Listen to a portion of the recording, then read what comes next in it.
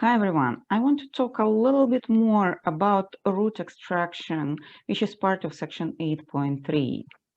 So let's recall again that we deal with complex numbers, which do have a real part, A, plus imaginary part, B, right? And can be represented in a polar form with R cosine of theta plus I sine of theta. How to find theta and R? Well, if you graph your complex number, you graph real part on x-axis, like A over here, and imaginary part on y-axis, B over here. The point which you get is going to be actually your complex number, and angle is going to be the angle between x-axis and the line which connects these complex numbers and origin, and the length from origin to the point is going to be r, right? That's how we actually find it. Basically, you can just draw a simple triangle with sides A and B and find hypotenuse. Hypotenuse is going to be r, right? And the angle is angle theta is going to be your polar angle. Now, we remember what de Moivre's theorem tells us, that if you want to raise number z to the power of n, and I proved it in lecture, right? You just take this r and raise it to the power of n and multiply angle theta by n. And that's going to be the power. It's very easy to raise the power, right?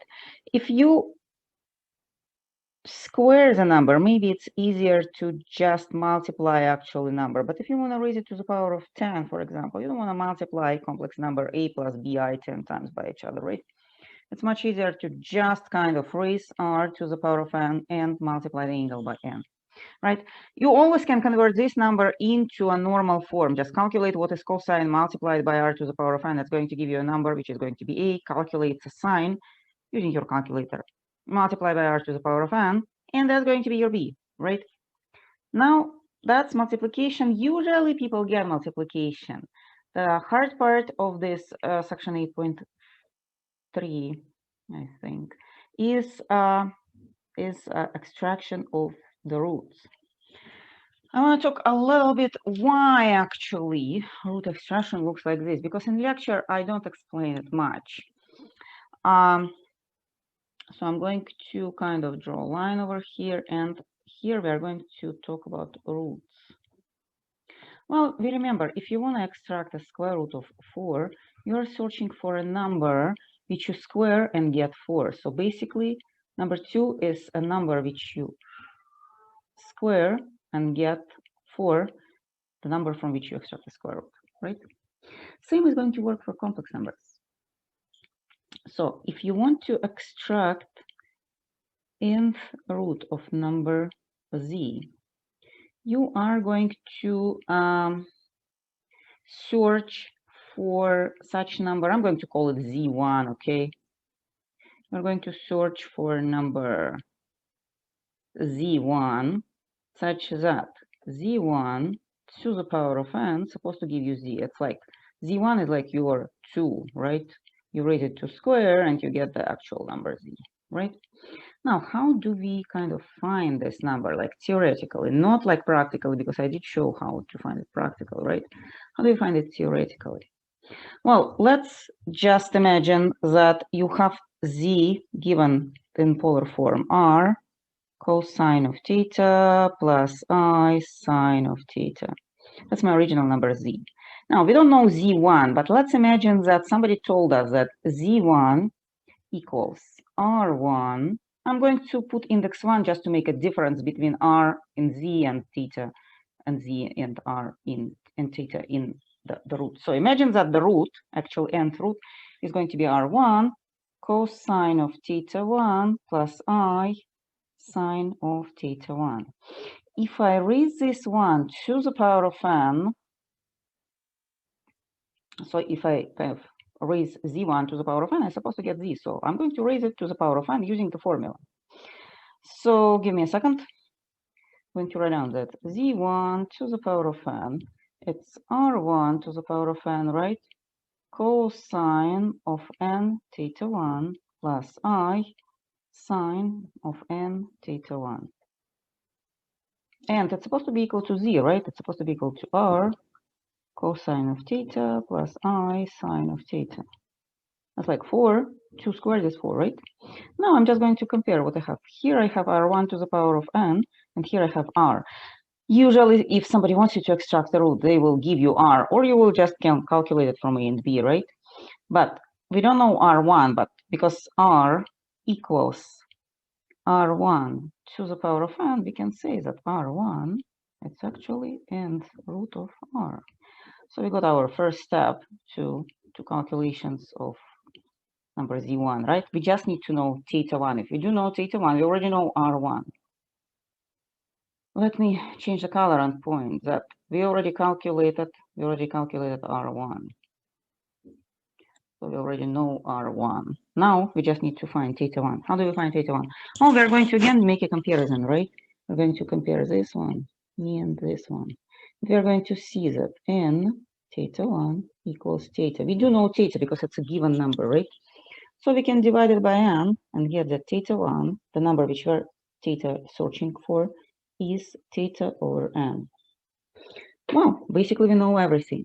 The only little feature over here is that for original number z, if you add to theta, over here to theta 2 pi k, you're not going to change the number because remember that cosine has a period of 2 pi. So you add 1, 2, 3, 4 periods to your angle, it's not going to change the value. But if I add it to the formula where I calculate theta 1, if I add it over here, 2 pi k, it's going to produce for me slightly different formula, 2 pi k, and still dividing over n, which is going to give me theta over n plus 2 pi k over n. Depending on k, this ratio can be like 2 pi multiplied by 1 over 3 or 2 over 3 or 4 over 3 or whatever. But it's not going to be 2 pi, it's not going to be the whole period. So here it was a period of cosine, so it was not affecting the angle, it was giving you the same number. Here it's going to affect it because that's not going to be the whole angle.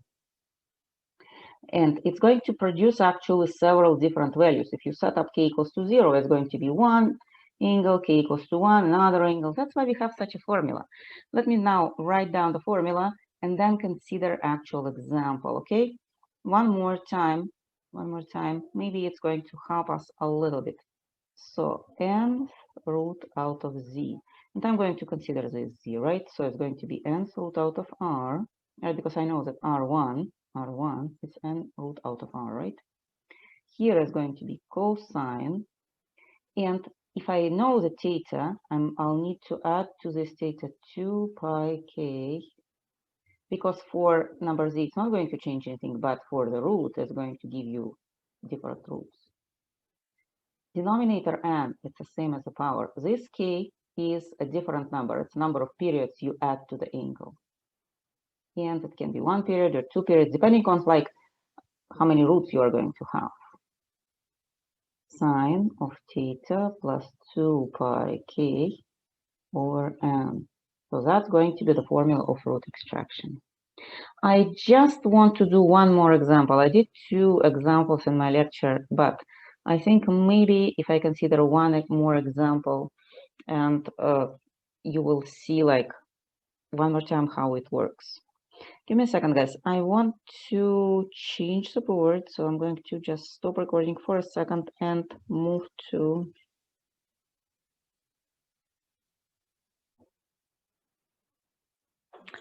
okay, guys, I will try to extract a cubic root out of a random number. So let's consider number z equals 5 minus 2i.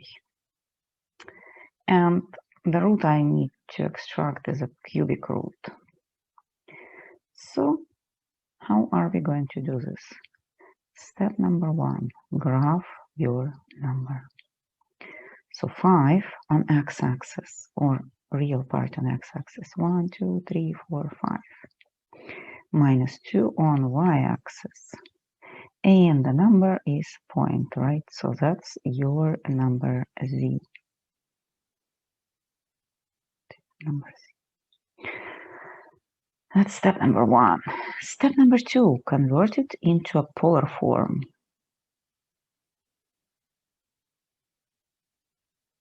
Our form is r cosine of theta plus I sine of theta. We remember that r is a square root of real part squared plus imaginary part squared. If you wish, you can use minus with 2 and square it. You remember that minus squared is still going to be plus, so we have 5 squared plus 2 square, which is going to be a square root of 29, right? 25 plus 4. I'm going to use my calculator and approximate it as 5.4. Okay, that's my r. Now, how do we calculate theta? Well, we remember that if you do know position of the point on the coordinate plane, you can always find the angle, or for example, you can always find the tangent of the angle. In this case, guys, I'm going to find tangent of this angle. So I have y coordinate over x coordinate, right? In my case, y is minus 2, x is 5. So my theta is going to be tangent inverse of minus 2 over 5. Or I use my calculator and calculated that it's minus 22 degrees. I put my calculator in degrees mode. Okay? So now, for complex numbers, I want to make it a positive angle. It's positive x-axis. It's not going to be, it's going to give you a big difference if you use this minus 22, but it's going to be a little bit more transparent the next calculations for the cubic root. So how do we calculate this complementary one? Well, it's 360 minus 22 degrees, right? And it's going to be 338 degrees, right? Well, that's going to be my angle.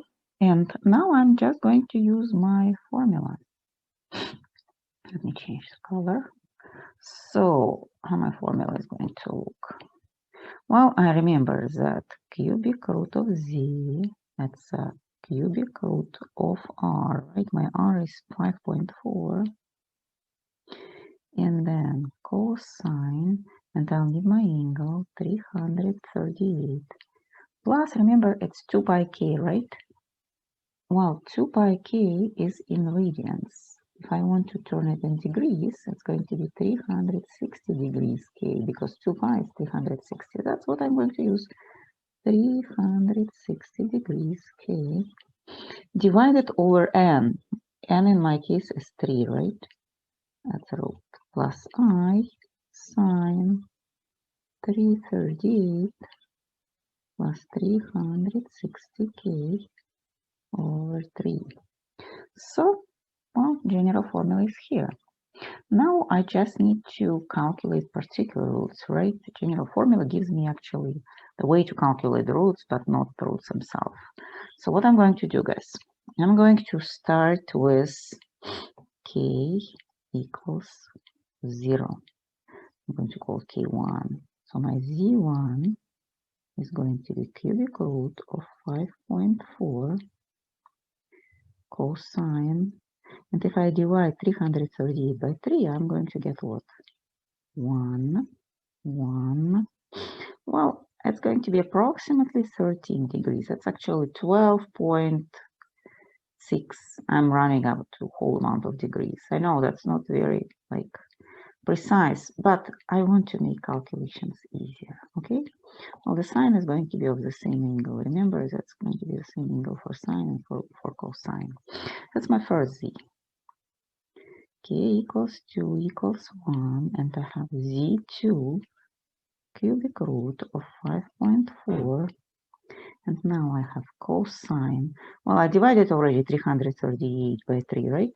Now, if I set up k equals 1, I'm going to have 360. If I divide it by 3, I'm going to get 120. So I have 113 plus 120 plus I sine of 113 plus 120. Simplify a little bit. Cubic root of 5.4 cosine, and I have what? 233. And of course, I sine of 233 again.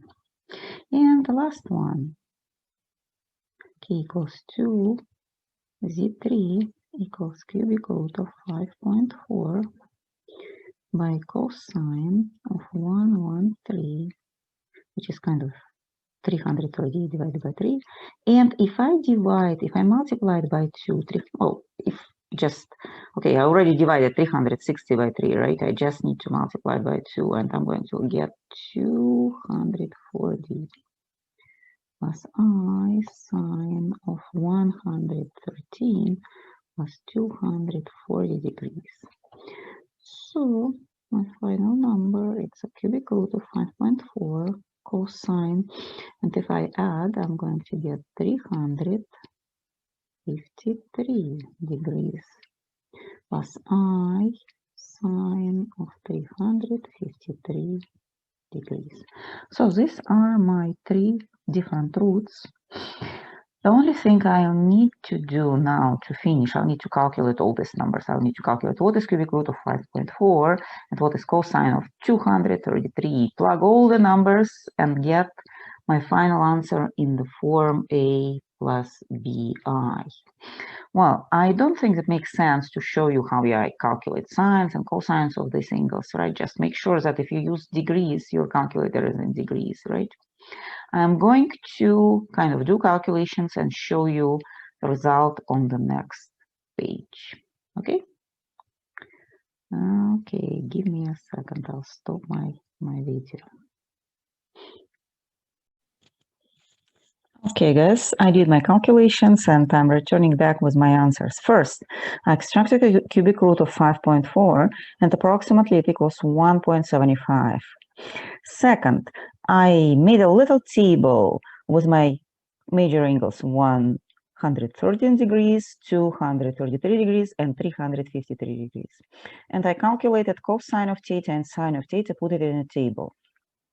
So what I did after, I took 1.75, put instead of a cubic root of 5.4, and instead of first cosine, I put minus 0.39. And I multiplied these two numbers, like distributed this number and multiplied it by cosine, and I got negative 0.68. I did the same for the second number. Sine was equal 0.92 and multiplied it by 175 and put it over here. It's 1.61i. I rounded up everything a little bit. I was keeping 2 digits in sines and cosines and 2 digits in r. I think that's it. I got 3 different z numbers, and they are all in standard form, a plus bi. Well, why do we have 3 numbers? Because that's a cubic root, right? Cubic root, it's actually a solution of cubic equation. So something like this, something like this.